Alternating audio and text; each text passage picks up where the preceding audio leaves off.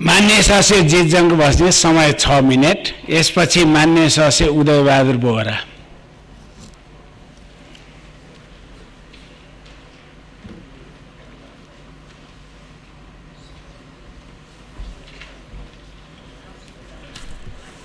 सम्मान्य अध्यक्ष महोदय, आफूले बोले सबै कुरा ठीक, आफै सत्य, अरु सबै असत्य, आफै राम्रो अरु सबै नराम्रो, आफै धर्मात्मा अरु सबै पापी भन्ने सरकार आउँदाखेरि एउटा कुरा गर्ने, सरकार बाहिर जान साथै फेरि झुटको कुरा गर्ने।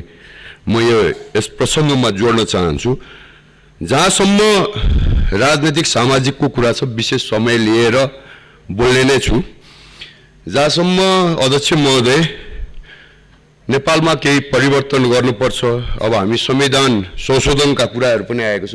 सबै तहका संरचनाहरू स्थानीय निकायदेखि सङ्घीय संरचना पनि घटाउनु पर्छ।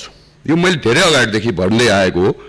हाम्रो वडा तहमा पनि 5 जना वडा सदस्य काम छैन, 3 जना भए पुग्छ। दलित महिला र 1 जना, 3 जना भए पुग्छ। प्रदेशमा पनि संरचना घटाउनु पर्यो, 5 जना मन्त्री भए पुग्छ।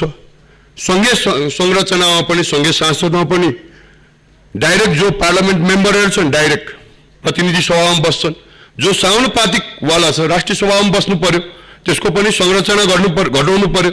भत्ताको कुरा आउँछ भने अहिले जनताहरू भत्ता सांसदहरूले भत्ताको कुरा लिइरहेछन्, तलदेखि माथिसम्म भत्ता घटाउनु पर्यो, नभए भत्ता पनि खारेज गर्नु पर्यो। र नेपाली कांग्रेसको स्ट्यान्डको कुरा गर्नुहुन्छ भने हामी सँगै समावेशी लोकतान्त्रिक गणतन्त्रात्मक संविधानमा हामी विश्वास गर्छौं, हामी मल्टी पार्टी डेमोक्रेसीमा विश्वास गर्छौं र हाम्रो स्ट्यान्ड भने यो मल्टी पार्टी डेमोक्रेसी हो। अब यसमा चाहिँ संरचना के कति घटाउन सकिन्छ त्यस घटाएर अझ सुधार उन्मुख अगाडि बढौं भन्ने मलाई लाग्छ। जहाँसम्म नीति र सिद्धान्तका कुरा छन्, आर्थिक वर्षको सिद्धान्तको प्राथमिकता कुरा छन्, अध्यक्ष महोदय मैले लिखित रूपमै ल्याएको छु। नेपाल सरकारद्वारा प्रस्तुत आर्थिक वर्ष 82-83 को लागि सिद्धान्त र प्राथमिकताको लागि छलफलमा हामी छौं।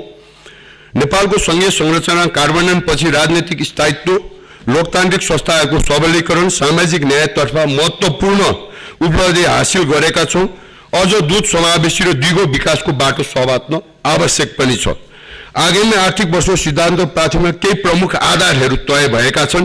संविधानले दिएको मौलिक हक र सिद्धान्त निर्देशिक सिद्धान्तको पूर्ण कार्यान्वयन गर्ने, समृद्ध नेपाल सुखी नेपाल हाम्रो राष्ट्रिय आकांक्षालाई केन्द्रबिन्दु बनाउने, उद्यमशीलता उत्पादन रोजगारी सृजना जोड दिने, सङ्घ प्रदेश र स्थानीय सरकारबीच सहकार्य र समन्वयन गर्ने, आर्थिक सुधार सामाजिक सुधार र सुशासन प्रवर्धन गर्ने, कृषि ऊर्जा पर्यटन शिक्षा स्वास्थ्य जस्ता क्षेत्रमा पूर्वाधार विस्तार र गुणस्तरीय सेवा प्रवाह गर्ने, डिजिटल नेपाल निर्माण गर्दै सूचना प्रविधिको प्रभावकारी उपयोग गर्ने, मानव पुँजी विकास मार्फत युवा शक्ति र जनसङ्ख्या लाभलाई उत्पादनशील बनाउने, सामाजिक समावेशिता र न्याय सुनिश्चित गर्ने पिछडी परेका समुदायहरूलाई सशक्त बनाउने, भौतिक पूर्वाधार आवास खानेपानी सरसफाइ विपद व्यवस्थालाई विशेष ध्यान दिने। अध्यक्ष महोदय, प्रमुख सिद्धान्त र प्राथमिकताहरू मैले 26 भागमा बाँडेको छु। 1 मौलिक अधिकार र निर्देशित सिद्धान्तको कार्यान्वयन, संविधानले तोकेको मौलिक र सामाजिक आर्थिक अधिकारको प्रभावकारी कार्यान्वयन गर्ने। 2 समृद्ध नेपाल सुखी नेपाल अभियान, उद्यमशील उत्पादन रोजगार सृजना र समावेशी विकासमा जोड दिने। 3 सङ्घ प्रदेश स्थानीय सरकारबीच समन्वय गर्ने, 3 तहका सरकार र निजी सहकारी सामाजिक क्षेत्रमा सहकारी सुदृढ गर्ने। 4 राजस्व परिचालन वित्तीय अनुशासन पारदर्शिता दक्षता र सार्वजनिक स्रोतको न्यूनतम दुरुपयोगको सुनिश्चितता गर्ने। 5 व्यावसायिक क्षेत्रको प्रवर्धन, व्यवसाय मन्त्री वातावरण बनाई कानुन र प्रशासनिक सुधार गर्ने। 6 सामाजिक सुरक्षा प्रणाली सुदृढीकरण, लक्षित समूहलाई सामाजिक सुरक्षा कार्यक्रम विस्तार र सुधार गर्ने। 7 नागरिक सेवा र प्रवाह सुशासन प्रवर्धन, सेवा प्रशासन सुधार गर्दै भ्रष्टाचार न्यूनीकरण जोड दिने।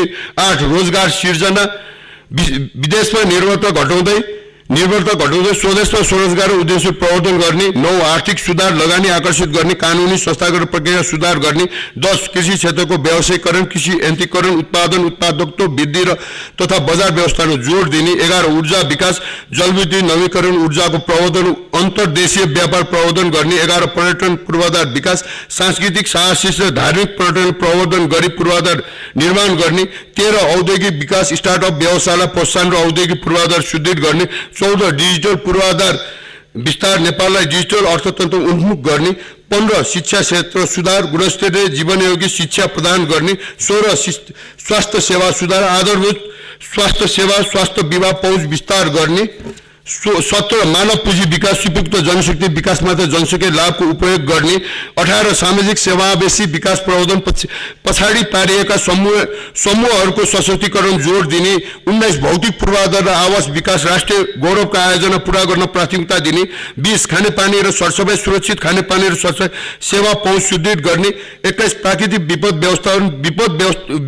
विपद न्यूनीकरण जोखिम व्यवस्थापन कार्यक्रम सञ्चालन गर्ने, 22 वित्तीय क्षेत्र शुद्धिकरण बैंक वित्तीय संस्थाहरूको शुद्धिकरण वित्तीय पहुँच विस्तार गर्ने, 23 संघीय वित्तीय व्यवस्थापन संघ प्रदेश स्थानीय तहबीच वित्तीय हस्तान्तरण व्यवस्थापन गर्ने, 24 राजस्व प्रणाली सुधार करको आधार फरकल पर्ने कर प्रशासन पारदर्शी बनाउने, 25 राष्ट्रिय सुरक्षा र अन्तर्राष्ट्रिय सम्बन्ध सुरक्षा संस्थाहरूको शुद्धिकरण सन्तुलित कूटनीतिक सम्बन्ध विकास गर्ने, 26 कानुनी शासन र सुशासन प्रवर्धन विधिको शासन मानव अधिकार प्रतिनिधि सामाजिक प्रशासन सुधार गर्ने, साथसाथै वित्तीय प्रशासन राजस्व सुधार र संघीय वित्तीय समन्वय राष्ट्रिय सुरक्षाको शुद्धिकरण पनि उच्च प्राथमिकता छन्। धन्यवाद।